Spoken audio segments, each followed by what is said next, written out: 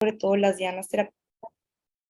Esta es una imagen de enfermedad de Crohn, una visión general primero del sistema inmune intestinal en pacientes sanos del lado izquierdo y con enfermedad de Crohn del lado derecho. Y bueno, en estado saludable, el epitelio intestinal y los dímeros de IgA trabajan en conjunto para regular y separar la microflora luminal del sistema inmune de la mucosa. Este epitelio intestinal también tiene células especializadas como las células de Panet, que estas van a producir péptidos antimicrobianos y células también M que toman muestras de antígenos luminales. Estas células M van a estar en estrecho contacto con las células presentadoras de antígenos, como son las células dendríticas. Estas células dendríticas van a presentar los antígenos a las células T y B dentro de los ganglios linfáticos y esto va a dar un resultado que sea un fenotipo tolerante. Cuando hay lesión y daño en la mucosa, como del lado derecho, se asocia con disbiosis, lo que perpetúa la cascada inflamatoria.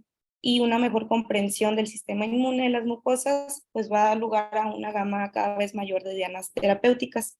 Y bueno, esta siguiente imagen es algo parecida, pero esta es de una de enfermedad, sobre todo de colitis ulcerativa, igual donde va a haber daño a la barrera mucosa, que va a permitir que la microflora luminal desencadena una respuesta inflamatoria sostenida, desinhibida, y bueno, aquí una cascada de citocinas inflamatorias, y pues esto da pie a tratar de entender el proceso completo de la enfermedad para poder desarrollar dianas terapéuticas.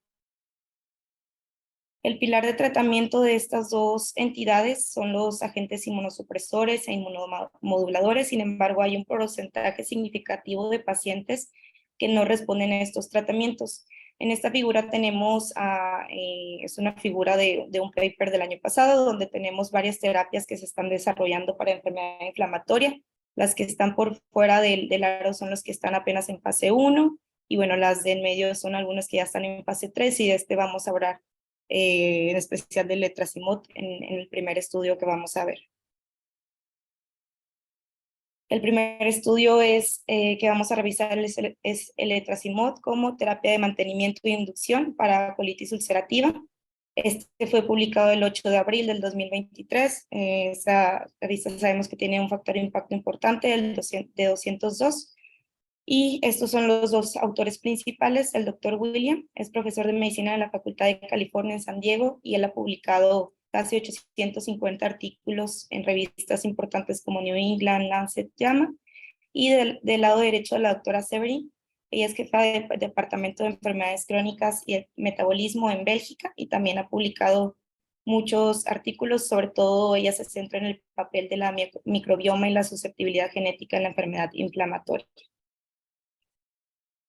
Una pequeña introducción del artículo. La colitis ulcerativa es una enfermedad crónica inmunomediada, como ya mencioné, y esta enfermedad, a pesar de los numerosos tratamientos aprobados, muchos pacientes no responden a la terapia o muestran una respuesta reducida con el tiempo, por lo que se requieren pues, nuevas opciones de tratamiento que sean seguras y eficaces. Además de muchos tratamientos, por ejemplo, los biológicos, pues estos requieren la administración parenteral de manera crónica y también están asociados con infecciones graves y desarrollo también de neoplasias malignas. Vamos a hablar de unos medicamentos en especial que son los receptores de desfingosina, el letrasimod. Estos receptores se van a expresar en el cuerpo tienen amplia gama de funciones biológicas. Y bueno, estos moduladores que se están desarrollando son una clase terapéutica de medicamentos que se administran de vía oral, que van a actuar de manera antagonistas o agonistas según el subtipo con el que interactúan y el tejido objetivo. Y tenemos varios receptores, se han descrito hasta 5, y estos están distribuidos en varios órganos del cuerpo y regulan varias funciones, sobre todo inmunológicas, cardiovasculares y neurológicas, por lo que van a tener un papel clave en el tráfico de células inmunitarias y la producción de mediadores inmunitarios, y por lo tanto pues una regulación de los procesos inflamatorios locales y sistémicos. Hablando en específico del letrasimod, este es un modulador del receptor que va a activar selectivamente el subtipo 1, 4 y 5. No tiene actividad detectable en los subtipos 2 y 3. Y bueno, este está en desarrollo para el tratamiento de diferentes enfermedades inmunomediadas, entre ellas la colitis ulcerosa. Este medicamento se dosifica sin un régimen de titulación ascendente y bueno, tiene varios estudios ya de fase 1 que sugieren que es metabolizado por varios citocromos, por lo que disminuye el riesgo de interacciones farmacológicas. Hablando ya propiamente de nuestro estudio, este es un estudio que va a abarcar 2 ensayos de fase 3, el Elevate UC52 y el UC12. Estos son estudios aleatorizados, multicéntricos, doble ciego, controlados con placebo. El primero se realizó en 315 centros en 40 países y el segundo en 407 centros en 37 países. Dentro de los criterios de inclusión de ambos estudios fueron pacientes de 16 a 80 años de edad, que tuvieran diagnóstico de colitis ulcerosa activa de moderada grave, confirmada por endoscopía, que tuvieran más de 10 centímetros de afectación rectal y que tuvieran una puntuación de Mayo modificada de 4.9, y que tuvieran un historial documentado de respuesta inadecuada, pérdida de respuesta o intolerancia al menos a una terapia. Se permitió que estos pacientes estuvieran en tratamiento concomitante con aminosalicilatos o con corticosteroides, pero que estos fueran en dosis estables al menos 2 semanas antes de la selección en el primer estudio o 4 semanas antes en el primero. Dentro de los criterios de exclusión, eran aquellos pacientes que ya habían tenido tratamiento con al menos 3 agentes biológicos o con 2 biológicos más un inhibidor de la JAK, que tuvieran un alto riesgo de requerir una colectomía en los próximos 3 meses, una afección cardíaca clínicamente relevante, que tuvieran antecedentes de infecciones oportunistas o de edema macular, o que pacientes embarazadas o que estuvieran en lactancia. Se llevó a cabo la aleatorización y el enmascaramiento. Estos fueron usando un sistema de respuesta web, utilizando métodos de aleatorización en bloques. Los bloques fueron estratificados según la exposición previa a biológicos o inhibidores de la JAK, si tuvieron uso de corticosteroides al inicio, y también se categorizaron en 2 grupos, dependiendo de la actividad en la enfermedad, con la escala de Mayo de 4 a 6 puntos y de 7 a 9. Y bueno, estos fueron aleatorizados en relación 2 a 1, el grupo placebo y el grupo etrasimod, que recibió este medicamento 2 miligramos vía oral una vez al día. Este estudio se realizó, bueno, hablando primero del UC52, estos pacientes tuvieron un tratamiento continuo, comprendía primero un periodo de inducción de 12 semanas, seguido de un periodo de mantenimiento de 40 semanas y posteriormente un periodo de seguimiento de 4 semanas. El otro estudio que fue el UC12, estos pacientes solo tuvieron una terapia de inducción de 12 semanas. Y posteriormente los dos estudios en los 4 grupos ya de pacientes, los que recibieron etrasimod y los que recibieron placebo, se les invitó a participar en un estudio de extensión. Los objetivos primarios de ambos estudios fueron qué proporción de pacientes alcanzaban la remisión clínica en la semana 12 y 52 en el primero, y pues solo en la semana 12 en el segundo estudio. Ese fue el objetivo primario. Y los objetivos secundarios comprendían varios. Era la mejoría endoscópica, la remisión sintomática, remisión histológica, que no tuvieran uso de corticosteroides y la remisión clínica sostenida. Algunos criterios de valoración de seguridad que se estudiaron también en los pacientes fue la incidencia y la gravedad de los eventos adversos. Esta se evaluó según hallazgos de laboratorios clínicos, exámenes físicos, pruebas de función pulmonar, y también se les hizo exámenes oftalmológicos. Incidencia, también se tenía que reportar la incidencia y la gravedad de las anomalías de laboratorio y el cambio desde la línea base, desde cuando fueron reincorporados incorporados al estudio en los valores de laboratorio, y la incidencia de anomalías clínicamente significativas de signos vitales y también cambios desde su inicio hasta que presentaban cambios importantes.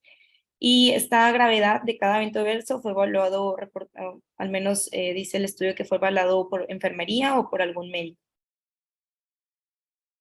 En el análisis estadístico de estos estudios, los tamaños de muestra se determinaron mediante una prueba exacta de Fisher de 2 grupos para lograr que tuviera un 90% de potencia el estudio, que se pudiera detectar una diferencia del 12.5 en la remisión clínica entre el grupo de Trasimod y grupo placebo en la semana 12 en los dos ensayos, y al menos una diferencia del 13.5 en la semana 52 en el ensayo UC52. Y los resultados se expresaron como el número de pacientes en cada criterio, porcentajes y diferencias entre los grupos cetrasimod y placebo, con un intervalo de confianza del 95% y sus valores de P. Se consideró una P significativa, aquella que fuera abajo de 0.05. Y bueno, los resultados del estudio tenemos que en el UC52 se incluyeron primero 43 pacientes. De estos, 144 fueron asignados al grupo placebo y 289 al grupo de Trasimod. De estos, del primer grupo placebo, 124 completaron hasta la semana 12 y solo 46 en la semana 52. Y del grupo de Trasimod, 256 en la semana 12 y 161 en la semana 52. Y del otro estudio entraron al análisis 354, de los cuales 116 fueron a placebo, 103 pudieron completar el estudio y 238 el grupo de Trasimod. De estos, 213 completaron el estudio. Algunas de las características a revisar de de los pacientes en los dos grupos, fue importante que entre los dos estudios y los dos grupos, ya sea placebo o Trasimod, tuvieron una edad muy parecida, aproximadamente 41 años. La proporción del sexo, al menos solo hubo como diferencias en el grupo placebo del primer estudio el que fue llevado a cabo de 52 semanas, donde sí había un poco mayor de proporción de hombres, hasta el 60%. En cuanto a la raza, los estudios fueron muy parecidos, 90%, al menos en el UC52 de raza blanca, y en el UC12 sí hubo un poquito más de diferencias. La etnicidad, la mayoría fueron no hispanos. En el IMC, igual muy parecido, 25 de IMC. Importante que estos pacientes, casi todos tenían una duración de al menos 7 años con colitis ulcerativa. Solamente en el grupo placebo sí tenían un poco menos con la enfermedad. Y también importante valorar la extensión de la colitis, ya que se sabe que los pacientes con pancolitis pues tienden a tener un curso más agresivo. En los estudios pues fue parecido la proporción de pacientes que tenían ya sea protitis aislada, pancolitis u otras de las clasificaciones. Se tomó en cuenta también la clasificación de Mayo, los niveles de laboratorio como PCR, calprotectina fecal, que también pues fueron valores parecidos, y se recabó información acerca del tratamiento previo que habían tenido los pacientes. En ellos se destaca que la mayor parte, un mayor porcentaje, estuvieron con corticosteroides, y bueno, un menor porcentaje estuvieron expuestos a biológicos o inhibidores de la YAC. Ahora, en cuanto a los resultados, podemos ver en esta figura, en la figura A, que en el primer objetivo, que era ver la remisión a la semana 12 y a la semana 52, en el estudio UC52, pues sí se evidenció que hubo una proporción significativamente mayor en el grupo de Trasimod. Estos lograron hacer hasta el 74 pacientes, que es un 27% lograron la remisión versus solamente el 7% de los pacientes con placebo, y también pues sí se vio una diferencia importante al término del estudio en la semana 52. Estos hasta 88 pacientes lograron la remisión versus un 7% de los pacientes con placebo.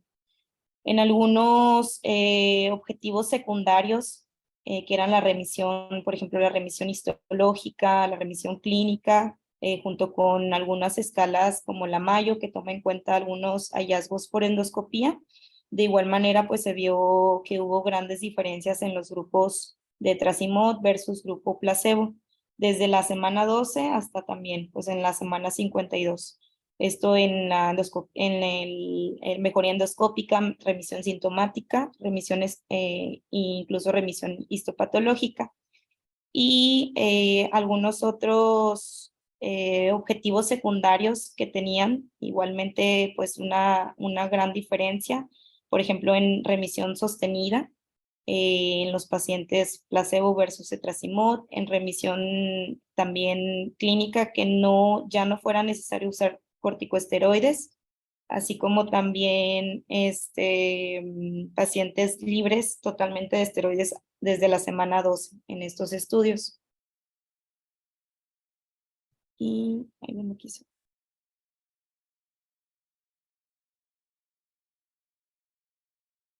Y en el estudio, igual, en el estudio UC12, que estos nada más pues iban a evaluar hasta el término del estudio, que solo fueron 12 semanas, igual pues se vio una gran diferencia en la mejoría, en la remisión clínica del grupo placebo versus el grupo con etrasimod. En estos estudios también fue importante valorar los efectos adversos, ya que se ha visto que los fármacos que son del grupo de etrasimod tienen algunos efectos adversos a considerar. Entonces se mandaron, pues estudiaron cualquier evento adverso en el grupo de etrasimod. Sí fue, al menos en el de la que se realizó en 52 semanas, sí fue mucho más prevalente los efectos adversos de cualquier tipo, pero en el estudio de las 12 semanas, pues no hubo diferencias. De estos, los más importantes, o al menos los que se han relacionado con el uso de estos fármacos, son sobre todo bradicardias o bloqueos auriculoventriculares, que fue lo que más estuvo tratando de estudiar. Se estuvieron tomando electrocardiogramas en los pacientes para ver si desarrollaban este evento adverso que se ha reportado con el uso de Trasimod o con el grupo de esta familia. Tenemos que de estos eventos adversos se reportaron 4 pacientes que tuvieron bradicardia en el grupo de Trasimod y también uno en el grupo de Trasimod de las 12 semanas versus 0 pacientes que estaban recibiendo placebo. Y también hubo un caso de bloqueo auriculoventricular en el grupo, bueno, al final 2 casos en los grupos que recibieron etrasimod. Entonces, esto fue pues un hallazgo importante a considerar teniendo los datos de los eventos adversos que causan estos fármacos. Y otro también es el edema macular, que también se ha reportado con el uso de esta terapia. Y bueno, de estos, un paciente lo reportó en el primer ensayo de 52 semanas y en el ensayo de 12 semanas hubo 2 pacientes, uno en el grupo placebo y uno en el grupo etrasimod. Al final, pues la mayoría, ya teniendo en cuenta todos el número total de eventos adversos, se consideraron que fueron leves a moderados y, por ejemplo, en las bradicardias los eventos resolvieron sin ninguna intervención. Como conclusiones del primer estudio, pues tenemos que el etrasimod tuvo una eficacia clínica en los pacientes con colitis ulcerativa activa de moderada a grave. Los pacientes con esta terapia tuvieron un inicio rápido del alivio de los síntomas con una remisión desde la semana 2.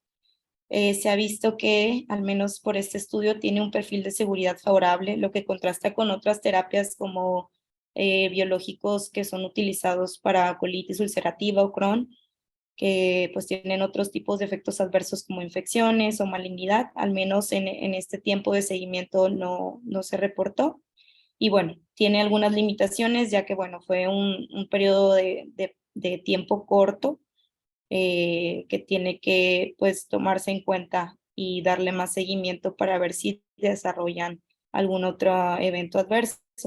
Y bueno, esta es una opción de tratamiento con una combinación única de atributos, ya que es una terapia oral, ya que sabemos que la mayoría de las terapias para colitis ulcerativa o para enfermedad de Crohn son medicamentos aplicados de manera intravenosa, son infusiones y que ahorita también ya hay varios subcutáneos, pero bueno, es de los pocos fármacos que se pueden dar vía oral y que podrían pues abordar la necesidad de los pacientes con colitis ulcerativa.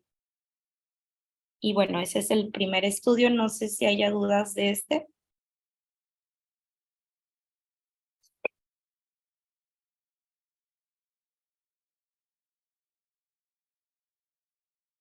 No, Karen, si quieres, adelante. Muy bien, bueno, vamos a pasar al siguiente estudio, que ahora nos vamos a enfocar en la enfermedad de Crohn. Este es el estudio de mantenimiento con aminosalicilatos no es superior a no tratamiento en pacientes con Crohn de reciente diagnóstico. Este es un estudio que se publicó en la revista Alimentary Pharmacology and Therapeutics. Esta es una revista internacional que tiene un factor de impacto de 9.5 y está entre las mejores journals de gastroenterología y hepatología en el número 14 de 93 de estas revistas. Y bueno, como introducción, hay un subgrupo de pacientes con enfermedad de Crohn que puede tener una enfermedad leve y localizada. Este grupo, que tiene un curso indolente, va a abarcar hasta el 20 al 45% de todos los pacientes con enfermedad de Crohn. Y bueno, la mayoría de las veces estos pacientes se los excluye de los ensayos clínicos.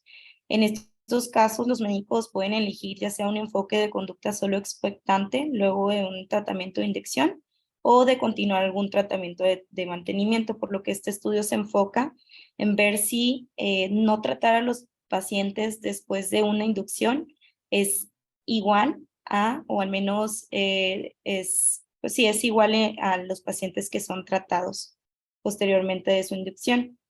Este es un estudio de cohorte y nada más para recordar, pues estos estudios lo que hacen es reclutar a un grupo de individuos de los cuales ninguno, pues en el momento ninguno de los cuales van a manifestar en ese momento del evento, el evento a investigar. Y bueno, todos estos integrantes están en riesgo de padecer o de presentar dicho evento. Y tenemos ahí varios métodos de cohorte en los cuales unos se van agregando participantes conforme va pasando el tiempo y otros solo son al inicio del estudio, como vamos a ver, que es el que vamos a revisar. Este es una cohorte nacional israelí, se llama Grupo de Estudio EPI-2RN, que incluye a todos los pacientes con enfermedad inflamatoria en Israel. Este es un grupo bastante amplio de hasta 50.503 pacientes. Y bueno, de estos se incluyeron a todos los pacientes recién diagnosticados con enfermedad de Crohn de todas las edades, desde el año 2005, que habían sido tratados solamente con aminosalicilatos como primera terapia de mantenimiento, o aquellos que no tuvieran terapia. Solamente se incluyeron a este grupo de pacientes. Y tuvieron como objetivo del estudio investigar a largo plazo si se representaba alguno de los siguientes, ya sea hospitalizaciones relacionadas con el aparato gastrointestinal, y de estas tuvieron que ser hospitalizaciones de al menos más de 2 días, cirugías relacionadas a la enfermedad de Crohn, cirugías sobre todo del tracto gastrointestinal, aquellos pacientes que desarrollaran dependencia de esteroides, y esto se tomó un valor de al menos 90 días acumulados en un año, pacientes que tuvieran que escalar a terapia biológica o que tuvieran que escalar a cualquier otro tratamiento. Y también se evaluó la persistencia de la primera estrategia, ya sea pacientes que no tuvieron tratamiento, qué tanto duraron o qué tanto tiempo persistieron sin tratamiento, o el otro grupo, la persistencia de los pacientes que pues solo tenían 5 aminosalicilatos hasta el primer evento de falla terapéutica. Para el análisis estadístico de este estudio, los datos descriptivos se presentaron como mediaciones de desviación estándar, medianas o proporciones, y se compararon con mediante la prueba T-Student, la prueba suma de rangos de Wilcoxon y la Chi cuadrada, según correspondiera. Se analizaron en el tiempo los resultados utilizando las curvas de supervivencia de Kaplan-Meier, y bueno, se consideró significativo un valor de P de menos de 0.05. De los resultados de este estudio, se obtuvieron que 19.264 pacientes fueron diagnosticados con enfermedad de Crohn entre el 2005 y el 2020. De estos, 8.610 cumplieron los criterios de elegibilidad. También se agruparon en cuanto a la edad de diagnóstico de enfermedad de Crohn en aquellos menores de 18 años, que fue la población pediátrica, o al menos así lo llamaron, pacientes 18 a 65 años, y aquellos de mayor de 65 años, donde pues la mayor proporción fueron en los adultos de 18 a 65 años. Y bueno, del total de estos 8.610 que cumplieron los criterios, 5.583, el 63%, no estaban con terapia médica, y 3.028, el 37%, tenían aminosalicilatos. De este estudio le dieron seguimiento a estos pacientes durante un aproximado de 8.1 años. Viendo algunas características de los pacientes, tenemos que pues, entre los que no tenían terapia y los que tenían aminosalicilatos era muy parecido el sexo, entre femenino y masculino. El 51 y 50% de ellos eran de sexo masculino. La edad de diagnóstico también fue pues parecida entre los dos grupos de pacientes, en los que no tenían terapia de 35 años versus los de terapia 38. Y de estos, como ya había mencionado, pues se categorizaron según la edad de diagnóstico. También tomaron características de la localidad en donde vivían los pacientes, la etnia, si tenían enfermedad perianal, y de estos igual el 20% versus 22% en los dos grupos.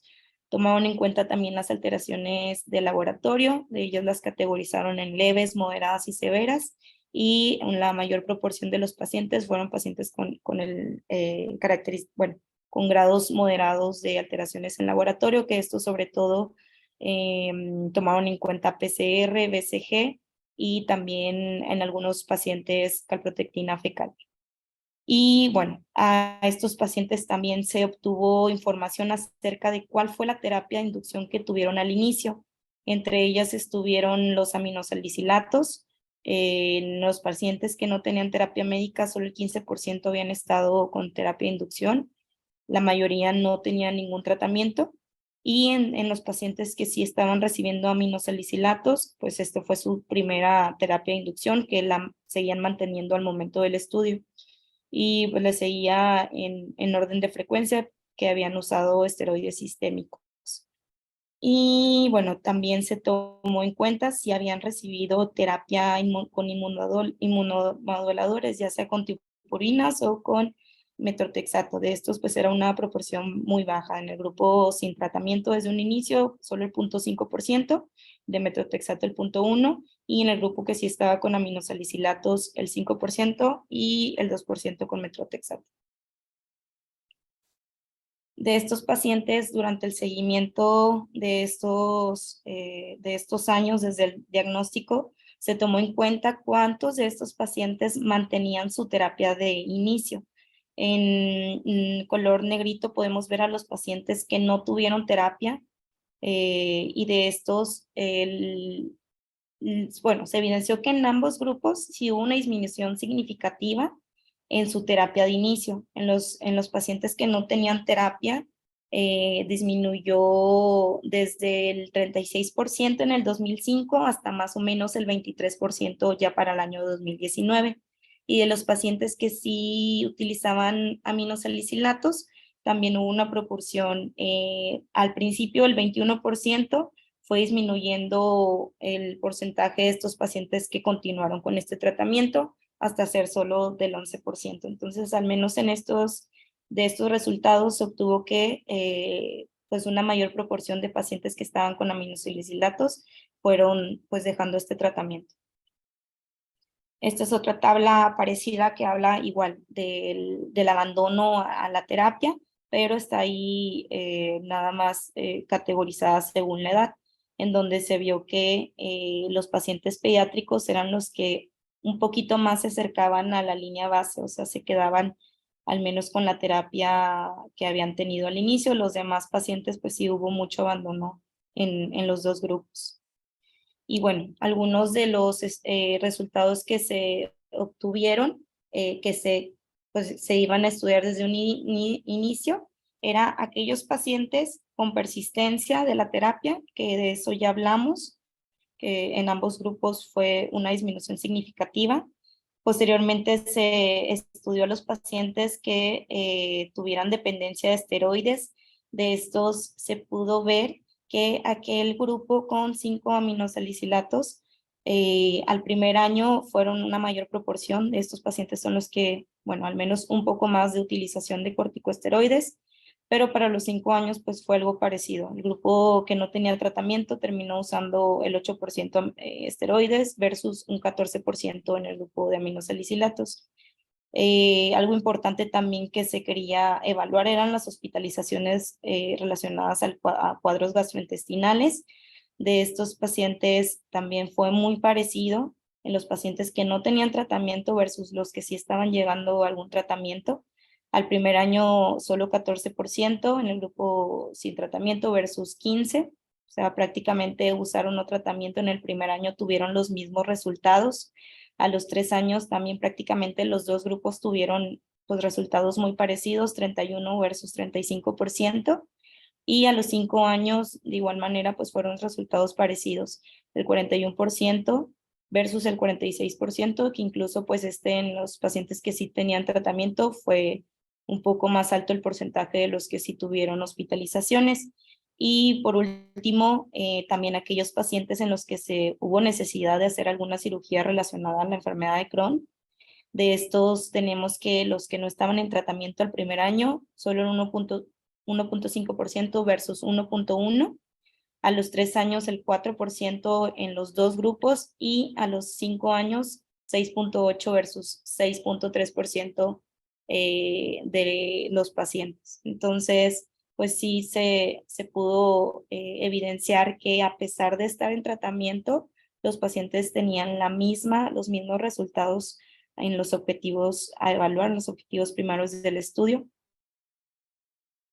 Ahora, se estudió posteriormente algunos predictores de fracaso de cada estrategia.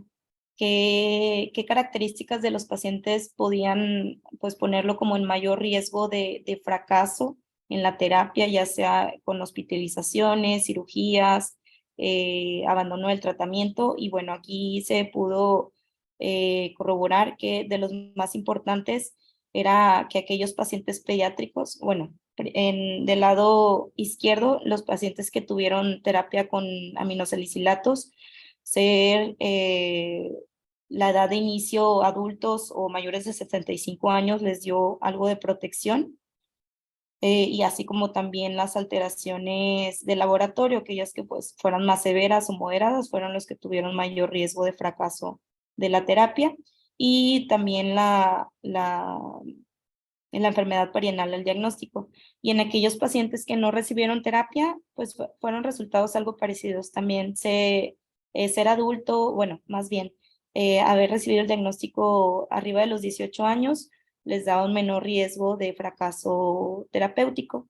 También, pues las alteraciones igual de laboratorio, moderadas a severas, tenían mayor riesgo de fracaso terapéutico. Esta tabla también fue de las características de la enfermedad de Crohn. Estos pacientes fue muy parecido, pero lo que hicieron aquí fue un análisis de propensidad, que esto fue para poder, pues, como categorizar más el riesgo que tenían los pacientes según sus características, si era más significativo los desenlaces. Y la verdad es que pues, fue muy parecido, o sea, no hubo muchas diferencias en los dos grupos en cuanto a las características. Todos fueron, al menos en el sexo masculino, fue muy parecido a las características que ya hemos platicado, el 50%, la edad de diagnóstico, una menor proporción fueron pacientes pediátricos, también se tomó en cuenta el tipo de localidad o las alteraciones del laboratorio. Y por último, estas tablas de Kaplan-Meier que nos habla de los resultados. Primero, el tiempo que tardaban los pacientes en cada grupo para iniciar tratamiento biológico. Igual como podemos ver, pues las líneas son muy parecidas. No hubo muchas diferencias en los grupos que ya estaban en tratamiento al que no, en el tiempo que iniciaban biológicos, en el tiempo que dependían de esteroides, también en el tiempo que tenían que ser sometidos a algún procedimiento quirúrgico o en los pacientes que fueron hospitalizados. Estos pacientes pues se siguieron durante 12 años. Sí se llegaron a perder una cantidad importante, como podemos ver ahí en el número de riesgo, que lo que nos habla pues es de los pacientes que se pierden durante el estudio. Como fue una cohorte que se siguió durante muchos años, pues sí hubo muchas pérdidas de los pacientes. Al principio de 1993 pacientes que se fueron estudiando, Para el año número 12 solo había ya 380 aproximadamente pacientes. Entonces, pues sí perdieron este estudio, algo que critican o que no es muy bueno, es que sí, como fue un estudio muy largo, pues se fueron perdiendo muchos pacientes que no se pudo recabar ya la información y no se pudo obtener más acerca de pues cómo les iba posteriormente. A estos grupos también se les estudió en cuanto a seguridad algunos efectos adversos o eventos adversos que presentaron. De ellos los más importantes o los que reportan son aquellos pacientes que desarrollaban lesión renal, pancreatitis, neumonitis y pericarditis. En el grupo con aminosalicilatos, el 5% llegó a desarrollar lesión renal, pancreatitis fue un 2.4%, neumonitis un 1.1% y pericarditis solo 0.3%. De esto sí menciona el estudio que sí, pues hay diferencias significativas en aquellos pacientes que no tuvieron tratamiento médico, que fue un porcentaje menor. Por ejemplo, lesión renal aguda, solo fueron 3.3 pacientes, pancreatitis 1.8, neumonitis 0.9 pacientes y pericarditis solo el 0.1% del grupo total de pacientes. Y bueno, por último, como conclusiones de este último estudio, tenemos que estos pacientes que no tienen tratamiento o que inician tratamiento con 5-aminosalicilatos representan un grupo amplio de total de los pacientes con enfermedad de Crohn, representando hasta al menos en este estudio el 44%. Esta Corte Nacional de Israelí, pues es una corte importante que se llevó a cabo, que recabó al menos al inicio 50,000 pacientes, entonces se considera que pues es un porcentaje muy representativo a nivel mundial. La terapia con 5-aminosalicilatos todavía es común y aproximadamente la mitad la mantiene esta terapia durante más de 5 años. La probabilidad de un curso complicado fue similar entre los dos grupos de estudio, aunque se demostró que la persistencia a los pacientes que usaban aminosalicilatos fue superior. No se tradujo en un beneficio a largo plazo, viendo ya los resultados de cuáles el porcentaje de pacientes que fueron hospitalizados, cirugía.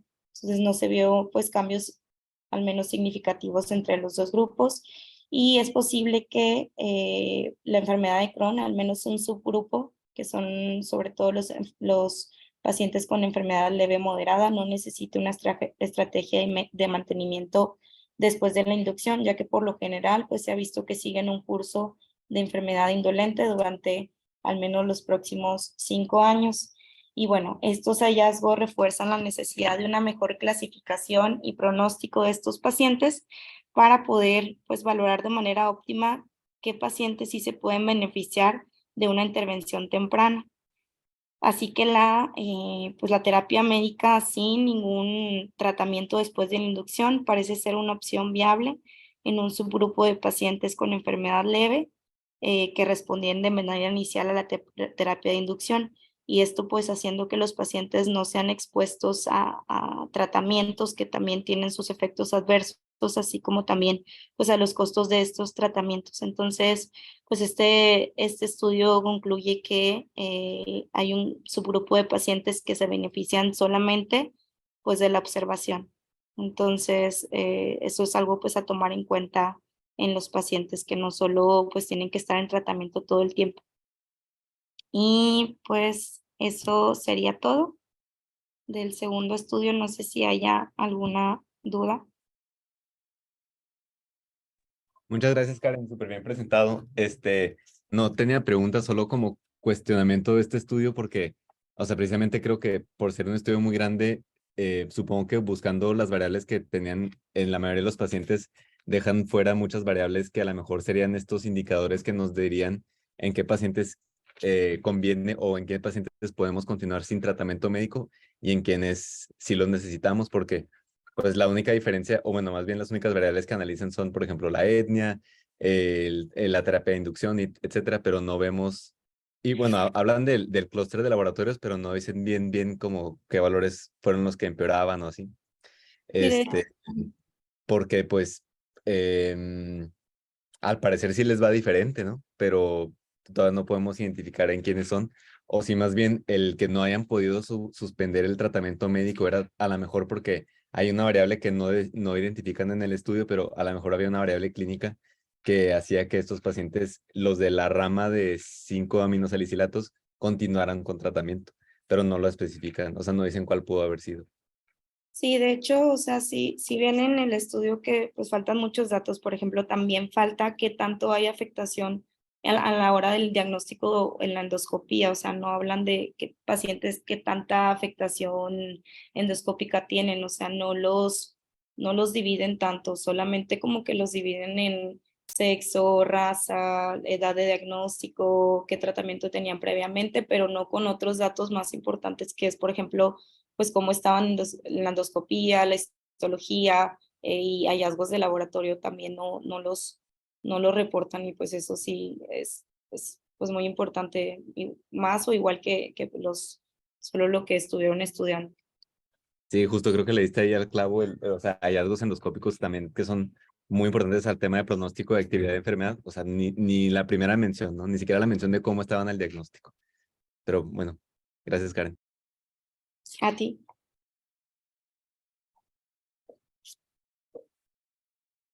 Muchas gracias, Karen. Muy buena presentación. No sé si alguno de tus compañeros o profesores tengan alguna otra duda o comentario.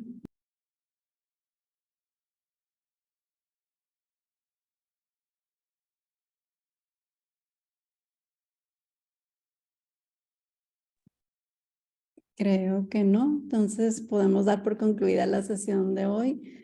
Muchas felicidades por tu presentación y gracias a todos y todas por su participación. Muy buena presentación, gracias. Gracias, buen día. Bueno, bueno. Hola, ¿cómo está? Gracias, Karen.